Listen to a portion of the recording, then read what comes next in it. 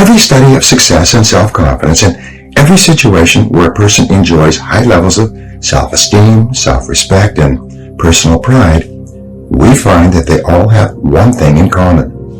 And that one thing is that each high-achieving man or woman is in the right place at the right time, doing exactly the work that he or she is uniquely qualified to do.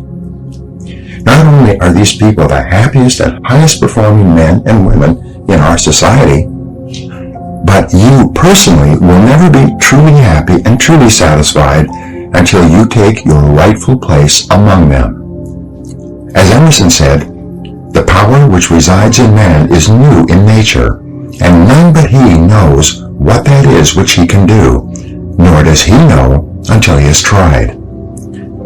Thomas Edison said, "If we all did the things we are capable of doing, we would literally astound ourselves." Within you right now is the power to do things you never dreamed possible, and this power becomes available to you just as soon as you can change your beliefs.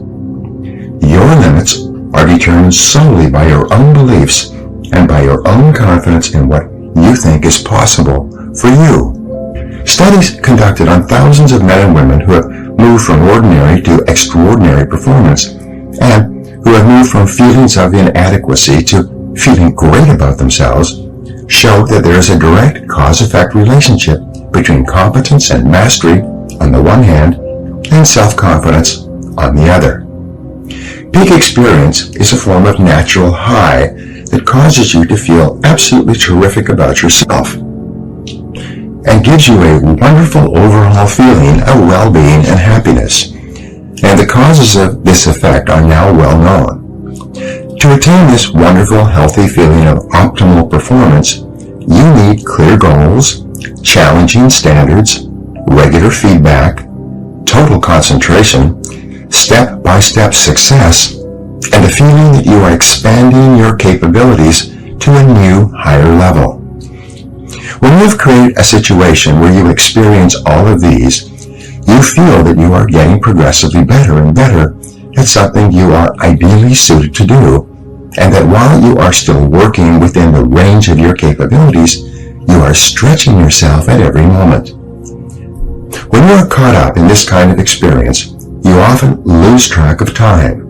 You become unaware of hunger, thirst, or fatigue. You feel calm and clear-headed and euphoric. Tests show that when you are in this state of flow, your brain releases endorphins, nature's happy drug, which causes you to feel happy and energized. Often when you are in this state, the rest of the world seems to slow down. You seem to function with extraordinary clarity. You seem capable of accomplishing great quantities of work in a shorter period of time, with great accuracy and few mistakes.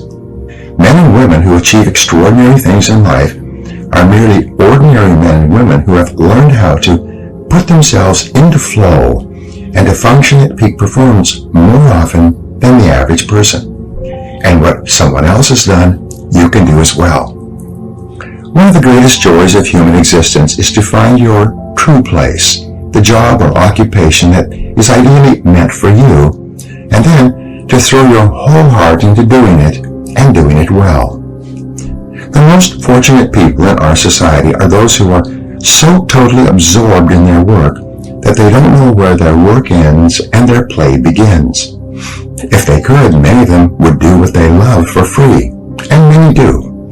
If they won $10 million in the lottery, this is what they would consciously choose to do for the rest of their lives, or until the money ran out. Spiritual teacher Emmett Fox referred to this as your heart's desire. He said that you are here on earth to do something special, something that perhaps only you can do, and that you will never be truly fulfilled until you find it and completely commit yourself to it. And the remarkable thing, said Fox, is that you almost always have an idea of what it is. You only need to listen to yourself and then trust the guidance you receive. The history of the human race is written in the life stories of men and women who followed their heart's desires and did what they were uniquely qualified to do, and did it with all their heart. And no matter what your situation is, this possibility lies open to you right now. Your development of competence and mastery, and the self-confidence that goes with it, actually begin with self-analysis and self-awareness. Socrates said that the beginning of all wisdom and understanding is contained in the words, "Man, know thyself." And in analyzing yourself to determine what it is that would be ideal for you to do, there are 6 approaches you can use. First, ask yourself these questions. 1. What talents, skills, and abilities do you have that seem to be natural to you? 2. What have you been able to do easily and well in the past that seems to be difficult for other people? 3. What subjects in school and what parts of your work have you naturally gravitated toward? 4.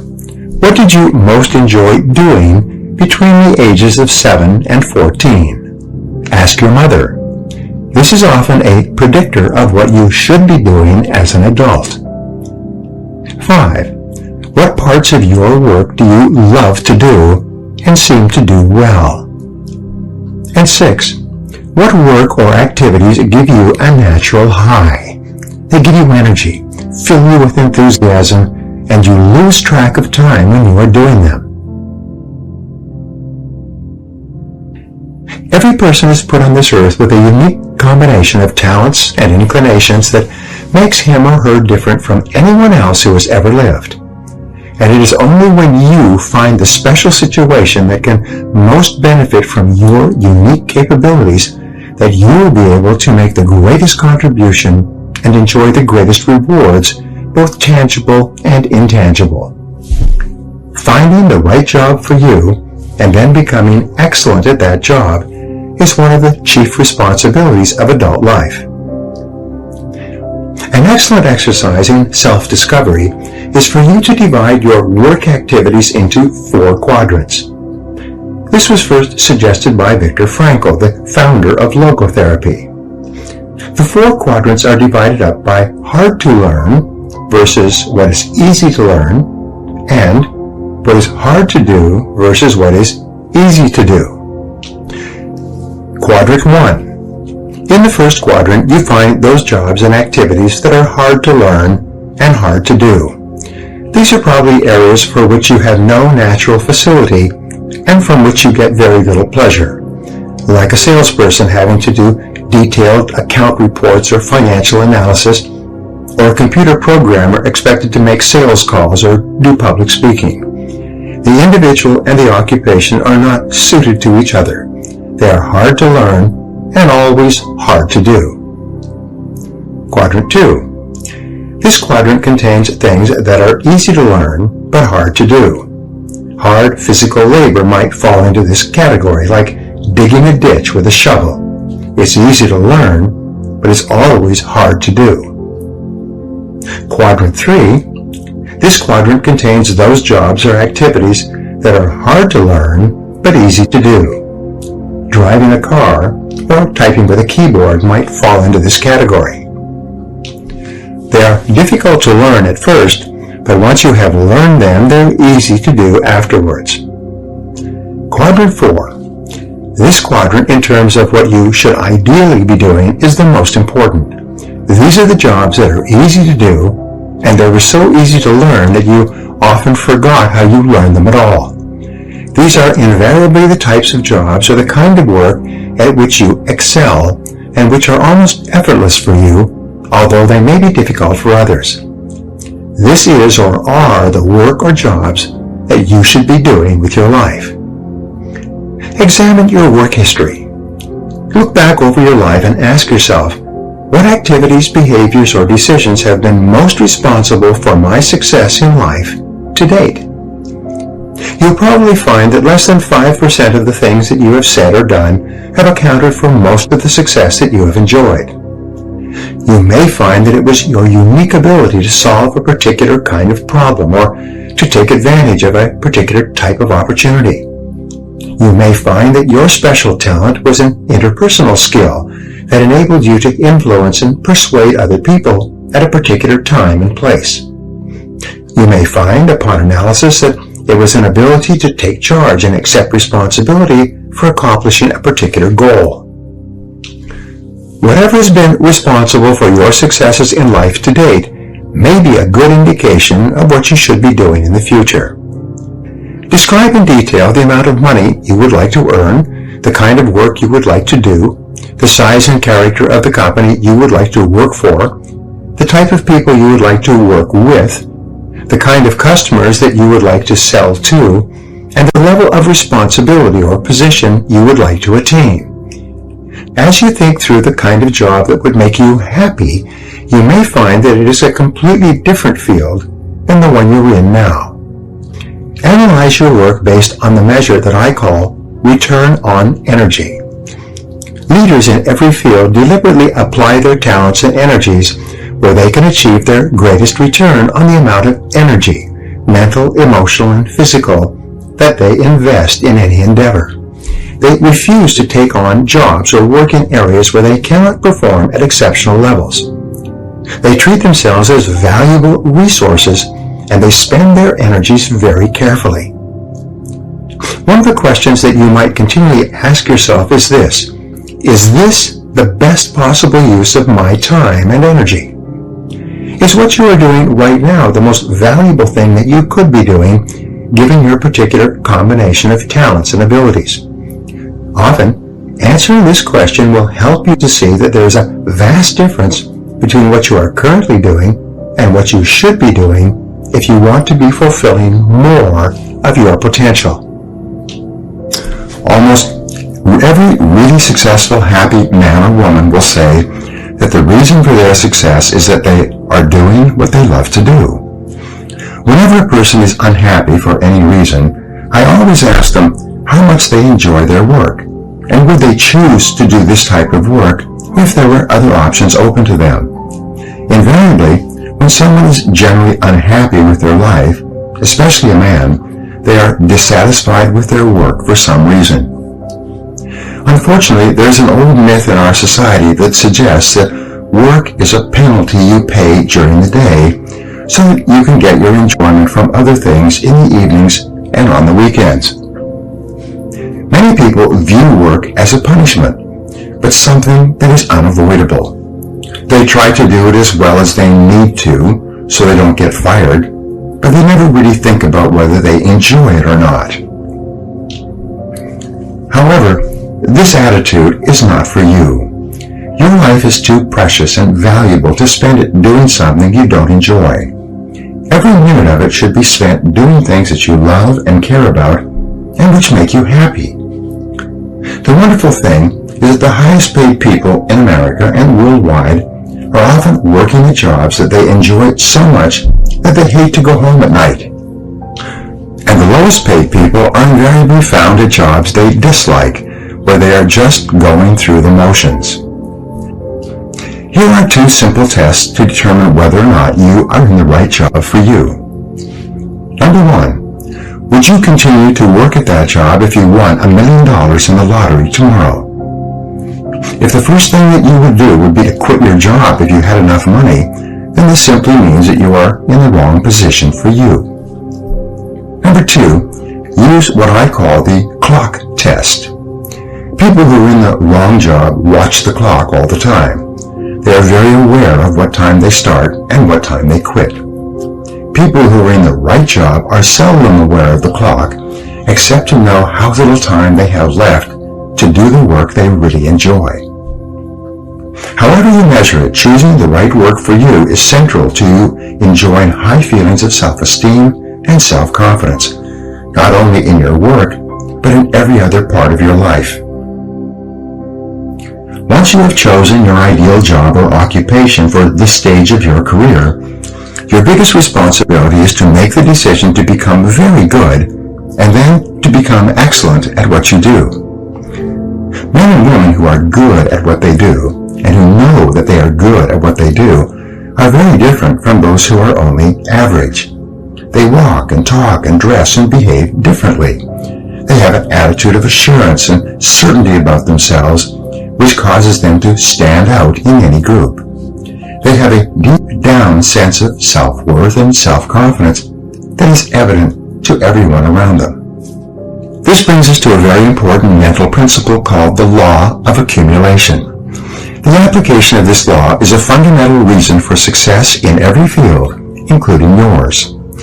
This law says that every great life or great career is an accumulation of hundreds and perhaps thousands of efforts that nobody ever sees or appreciates. Great success is the result of countless hours, maybe even months and years of preparation and hard work toward the goal of becoming very good at what you are doing. This law of accumulation says that life is very much like a balance sheet, with both credits and debits. Every time you do something positive to enhance your abilities and to improve your life, you get a credit on the credit side of your ledger. Every time you waste your time or neglect to take advantage of an opportunity to learn and grow, you get a debit on the debit side of your ledger. Here's the key. Everything counts. Everything that you do or fail to do is written down and totaled up on your balance sheet. Everything that you do or fail to do counts in some way. Nothing is neutral. Everything is either moving you toward a better life or moving you away from it. Everything counts. A successful, happy, self-confident person is an individual who has consciously and deliberately built up a lot of credits on his or her balance sheet. An unhappy, negative, or insecure person is a person who has a lot of debits on his or her balance sheet. And since the only things that count are your actions, it seems that every positive and constructive action you engage in adds up and increases your levels of self-confidence and self-esteem. Perhaps the most important corollary of the law of accumulation is what is called the law of incremental improvement. This is really the law that explains how you move from wherever you are to the top of your field. This is the law that explains all great success in America or anywhere else in the world. This law simply states that a person becomes good at his or her chosen field by improving incrementally, continuously, over a long period of time.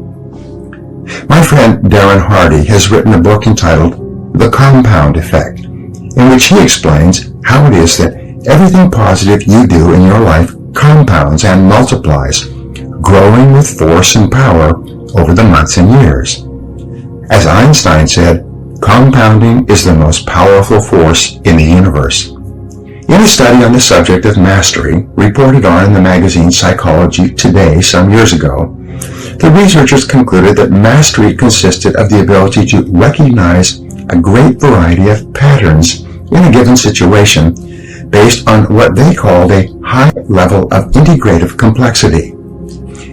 Integrative complexity is defined as the ability to recognize patterns in a situation and to accurately predict what is likely to happen and the best action to take based on previous experiences with similar situations. For example, a salesperson would achieve a high level of confidence and capability in a sales situation by having both studied his or her profession and by having been in countless previous sales situations. He or she would have developed the ability to integrate his knowledge and experience and to recognize a particular pattern in the sales situation based on previous sales situations that were similar to this one. An excellent business person is one who has developed this same capability of recognizing a pattern when it occurs again, drawing upon previous experiences, and is therefore able to respond effectively and do and say the right things to complete the business transaction successfully or make the correct investment decision. It takes several thousand hours of research and practice to achieve and perform at exceptional levels in any complex field or any difficult occupation or profession. Although there are prodigies, people who succeed in a short period of time, these are very rare. Malcolm Gladwell, in his best-selling book Outliers, quotes the extensive research that shows that it takes several years on average for a person to become excellent in his or her chosen field. According to Gladwell, mastery in any field requires 10,000 hours or 7 years of hard work, or both. Most people only become wealthy after the age of 40 or 50 if they achieve it at all. It takes them many years of hard work, continuous learning, and experience to develop an extensive enough repertoire of patterns so that they can recognize and take advantage of opportunities that appear to them. Up to that time, they make many mistakes. 2 steps forward and 1 step back, as they say.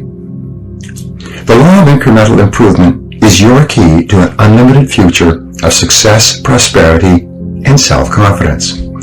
It doesn't matter where you're starting from. All that matters is where you're going. As Theodore Roosevelt said, do what you can with what you have where you are. By applying the law of incremental improvement to yourself and your work, you can begin moving upward toward joining the great ones in your field. If you are doing what you love to do, and you are doing it with all your heart, by engaging in continuous personal and professional improvement, you can begin to move forward at such a rapid rate that it will astonish you. You've heard of the 80-20 rule, which says that 80% of the income goes to 20% of the people. Your goal, if you are not already there, should be to join the top 20% in your field. If you're in the top 20% already, your job is to get into the top 10%, and then the top 5%, and then the top 4%, and so on. Your goal should be to be the best. Your goal is to be recognized by those around you as outstanding in your field. Your goal must be to pay any price, overcome any obstacle, and make any effort necessary to become excellent in your chosen career. There is one small problem that you need to deal with before you become one of the best in your field. Many of us never even think about becoming excellent at our work. It never even occurs to us that we have the ability to learn anything we need to learn to be able to do an outstanding job at anything we put our minds to. The fact is that, generally speaking, you have the capability to excel at anything that is really important to you.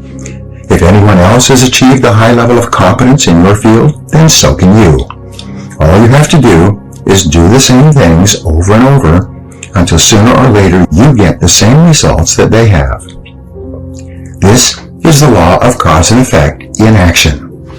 When you practice this law in conjunction with the law of incremental improvement, you can move from wherever you are to wherever you want to be. Just as choosing the right work or career for you requires self-analysis and self-awareness, moving to the top of your field requires that you take your existing position and you break it down into what we call its key result areas, or its core competencies. In every job, and in every company for that matter, there are a few key skills, seldom more than 5 to 7, that determine the success or failure of the person in that job.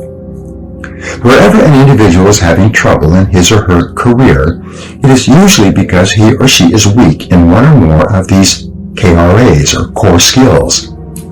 Wherever a person is successful, it turns out that they are strong in all of the key skills necessary for success in that job. And here's a key discovery. Your weakest important skill determines the height of your success in your work. You could be excellent at 6 out of 7 of your key result areas, but your weakness in the 7th area can hold you back for years. Your first job is to break your work down into its component parts, its basic skills, its basic key result areas, and then honestly analyze your level of competence in each one by giving yourself a grade on a scale of 1 to 10. For example, if you are in sales, your key result areas or core skills might be prospecting, establishing rapport, identifying problems accurately, presenting solutions, answering objections, closing the sale, and getting resales and referrals from satisfied customers. A weakness in any one of these areas could be fatal to your success and your income. Each situation may be slightly different, but the same concept applies. Success begins by analyzing the individual parts of your performance and then by making a plan to become very good in each area. One of the most important breakthroughs in personal performance and career success is described in Jeffrey Colvin's top-selling book, Talent is Overrated.